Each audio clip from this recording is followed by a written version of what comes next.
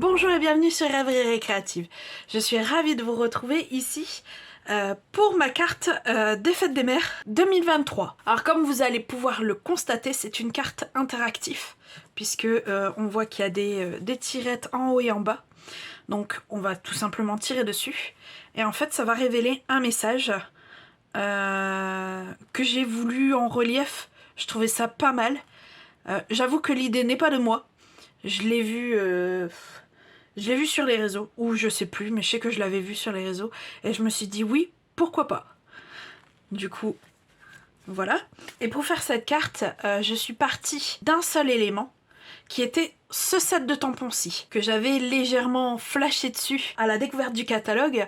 Le seul hic pour moi, en fait, c'est que les messages sont en anglais, donc forcément, n'étant pas anglophone et n'ayant personne autour de moi anglophone, c'était pas les messages que j'allais utiliser. Ce qui est bien dommage. Parce qu'en plus, la typo, je la trouvais magnifique. Donc ici, je vais utiliser les deux couronnes. Et après, quelque chose qui a fait son grand retour, qu'on avait découvert lors de Celebration, il y a peut-être une petite année. C'était le papier qu'on appelait à l'époque tellement pétillant. Ici, en plus, ils l'ont ressorti toujours en couleur champagne et également en couleur or. Maintenant, ils l'appellent éblouissement sublime. Donc j'ai voulu également utiliser ce papier avec cette carte. Vu les formats que j'ai pas pu faire un cadre à proprement parler avec le papier.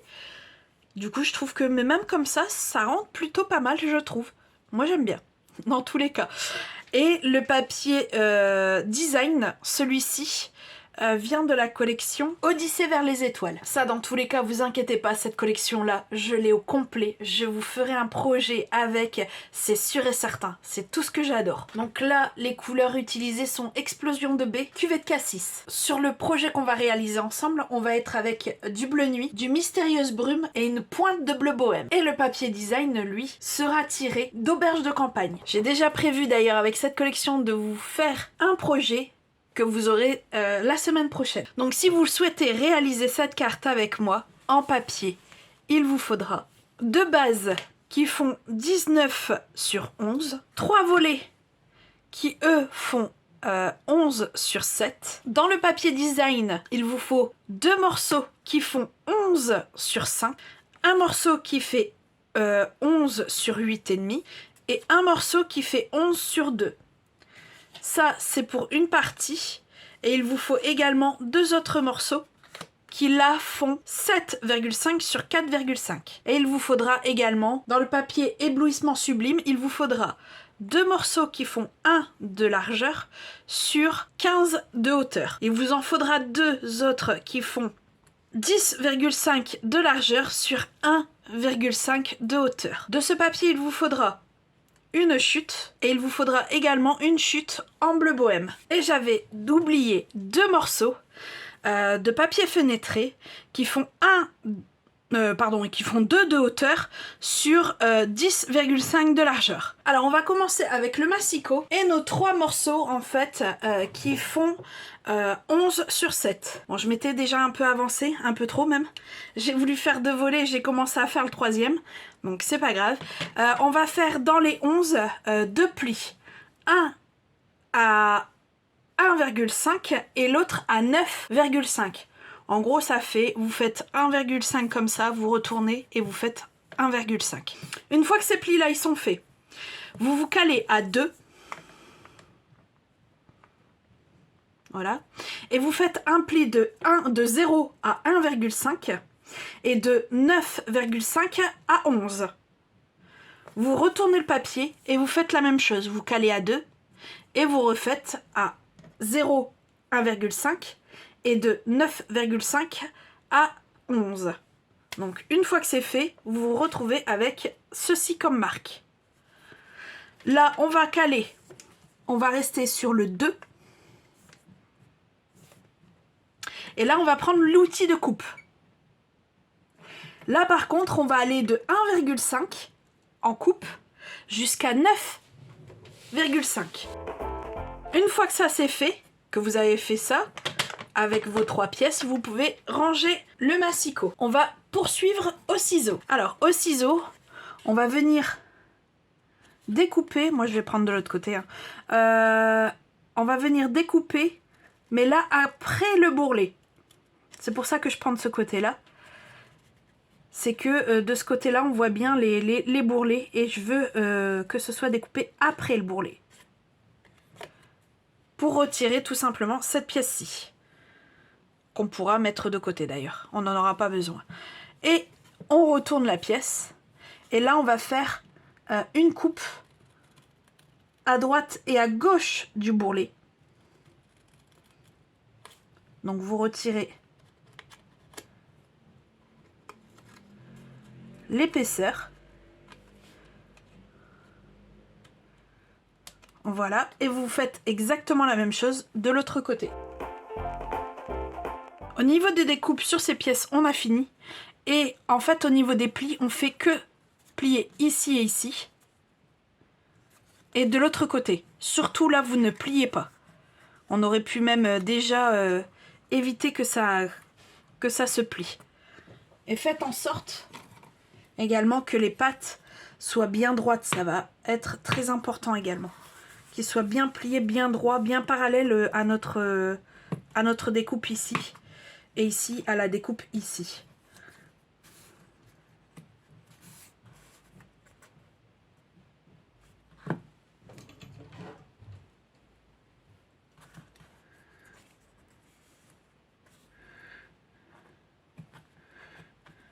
Voilà. Et bien sûr, vous faites ça pour les autres pièces. Comme je vous l'avais précisé, moi, mes 2 autres pièces sont déjà faites. On va reprendre le massicot. Et mettre de ce fait ces pièces-là sur le côté. Et avec le massicot, on va prendre une de nos bases qui fait 19 sur 11. Donc, on va caler là dans la hauteur à 1,5. Et le curseur de découpe ici, on va le caler à 2. Et on va couper jusqu'à 17. On va retourner. Là, on va caler à 2. On va mettre notre curseur à 1,5. Donc, normalement, si vous avez bien fait les choses, vous tombez pile sur votre découpe. Et de 1,5, vous allez jusqu'à 9,5. Et de là, on retourne, on recale à 1,5. On place, comme vous l'avez deviné, à 2. Et de 2 jusqu'à 17.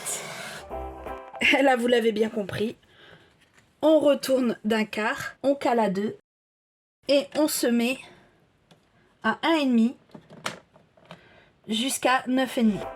Et ça vous fait une fenêtre. On peut faire ça aussi au niveau de... avec un crayon et un papier, hein, mais bon, j'avais pas envie de tracer. Et je trouve que ça reste une méthode assez simple pour faire une fenêtre dans un panneau. Donc cette pièce-là, on va pouvoir déjà remettre tout de suite sa décoration. On n'a rien de plus à faire que de le coller en finale. Si, on aura quand même quelque chose à mettre dessus, puisqu'on a une des tirettes qui viendra dessus. Donc il faut coller tout simplement ça ici, celui-ci ici, et ça de chaque côté.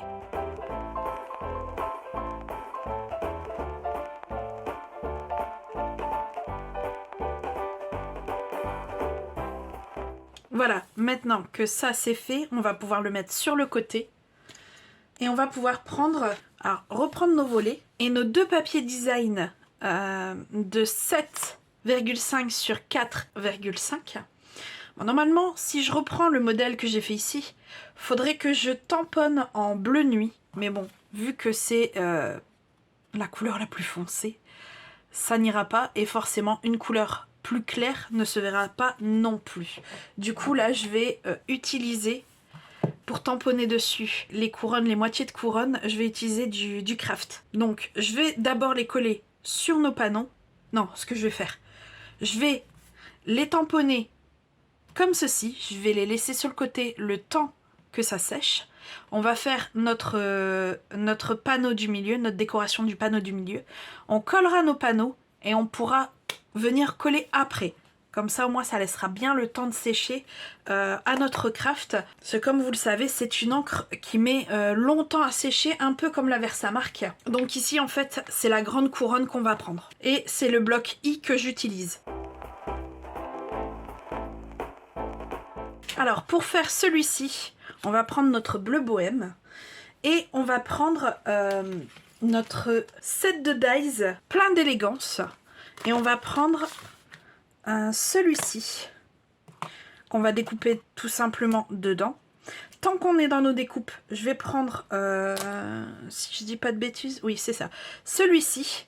Et je vais reprendre ma chute que je vais en fait tout simplement en sortir deux.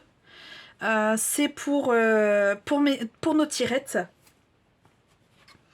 Et là-dedans, ça sera tout. Et ça sera également les seules découpes qu'on fera. Alors, mes tirettes pour l'instant, je les mets sur le côté. On va pas en avoir besoin. Je garde mon bleu bohème et je prends le pad bleu bohème avec une petite éponge. Et on va lui donner, comme ici en fait, tout simplement, un peu de profondeur à cette étiquette. Bon, il n'en faut pas non plus énormément, c'est juste pour donner un peu plus de... que ce soit pas un papier tout uni, alors que à côté on a du papier qui est du papier design tout simplement. Là par contre, ça sera... Alors j'hésite, soit je mets en bleu nuit la couronne, ou alors je le mets en bleu, en mystérieuse brume. J'ai bien envie de le mettre en mystérieuse brume, je trouve que les deux vont très bien ensemble. Alors que, parce qu'il y a vraiment un très grand contraste entre le bleu bohème et le bleu nuit. Alors que ils ont ce côté grisâtre, tous les deux, que ce soit mystérieuse brume ou alors bleu bohème. Ils ont un côté, c'est un bleu qui a une touche de gris dedans. C'est le genre de choses que j'apprécie particulièrement. Donc je vais prendre celui-ci. Je trouve qu'ils se marient très bien ensemble. Là par contre, on va prendre la petite couronne. Et là, j'utilise le bloc H. Alors maintenant, ce n'est plus qu'une question de montage. Donc on va prendre notre dernière base. Et sur notre dernière base, on va venir coller nos volets. Donc, on en prend le premier. Et il faut bien que le côté où on est enlevé le milieu soit vers la gauche. Et vous collez, en fait, vous calez, pardon, bien ici, ici, ici et ici. Pour coller. Et on va coller tout simplement les languettes à la colle. Comme ça, s'il faut bouger rapidement, on va pouvoir. Une fois qu'on en a collé un, on rabat les languettes, on en reprend un autre et on le cale ici pour pouvoir coller en fait ici et ici. Et bien sûr, il faut qu'en bas et en haut, ça vienne bien ici et ici également. Et bien sûr, vous avez compris, mais on refait ça avec le dernier morceau.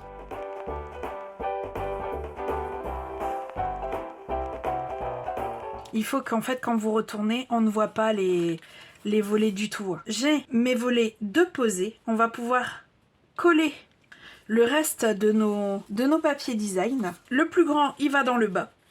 Le plus petit, il va en haut. Et les deux autres, ils vont au milieu. Alors, mais avant de coller celui-ci, je vais venir coller ceci ici, au milieu, pour faire la tirette, tout simplement.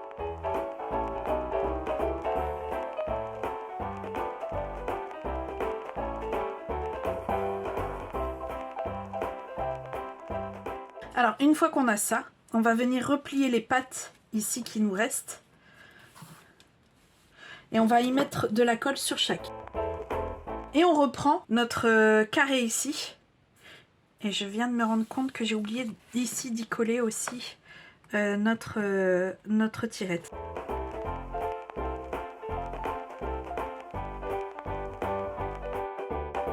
Maintenant qu'on a ça, on va pouvoir revenir coller nos éléments qu'ils ont réussi à sécher depuis. Je confirme, c'est sec. Donc, celui-ci vient au milieu. Et celui qui est vers la droite vient en bas. Et celui qui va vers la gauche va en haut. Et on colle ça comme ça.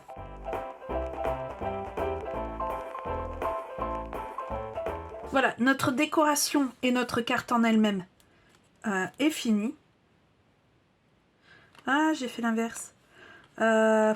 Ouais, normalement en fait c'est comme ça pour que ce soit plus naturel, c'est-à-dire le truc la tirette du haut est sur le cadre extérieur et celle du bas est ici. Et là j'ai fait l'inverse. Bon, c'est pas grave, hein. En soi. Là, au lieu de tirer, il faudra que la personne elle pousse. Mais ça revient au même. C'est un geste moins naturel, on va dire. Donc il nous reste, si vous êtes d'accord avec moi, deux seuls morceaux de papier qui ne sont pas vraiment du papier, c'est-à-dire nos papiers fenêtrés.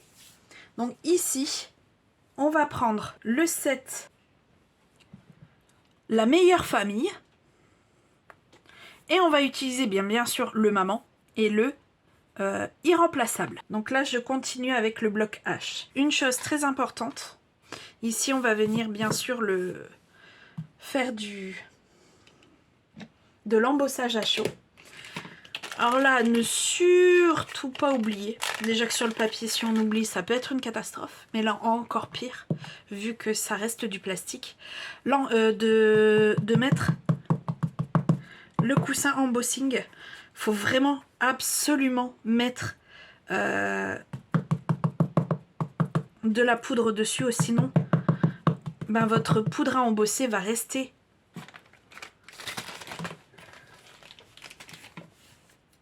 sur le plastique et vous verrez quasiment pas votre message. Ici, comme sur mon prototype, on va embosser en blanc.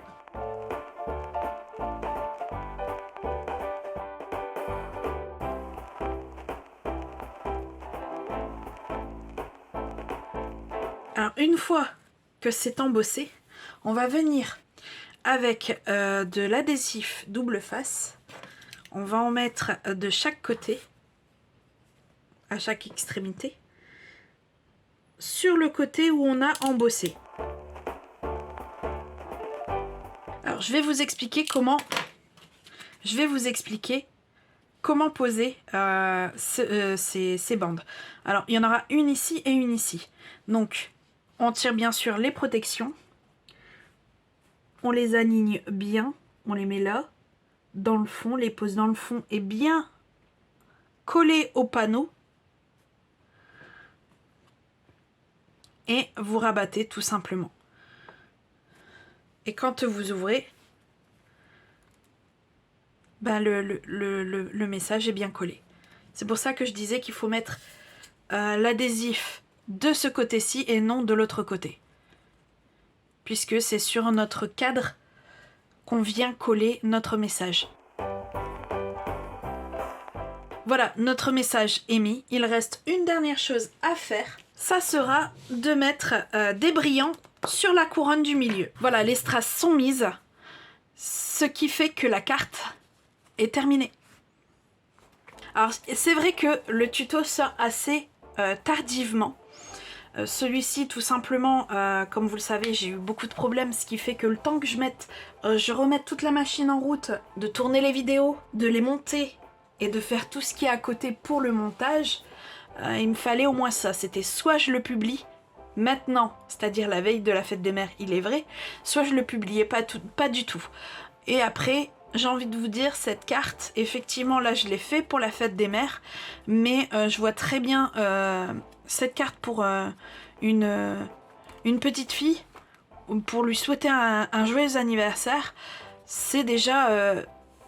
ce serait super, quoi, tout simplement.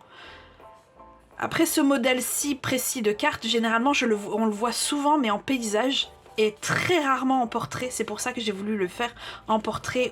Et au niveau du message, c'était exactement ce qui correspondait. Ça aurait pas du tout donné cet effet-ci si j'avais fait en paysage. Et définitivement, la bleue restera ma préférée. Et vous, quelle est votre couleur? Et également, est-ce que vous avez aimé ce tuto? Si c'est le cas, n'hésitez pas, mettez un petit pouce bleu. Ou alors, mettez un commentaire. Dans tous les cas, moi, il ne me reste plus qu'à vous dire à très bientôt pour de nouvelles Odyssées Scrap. Bye!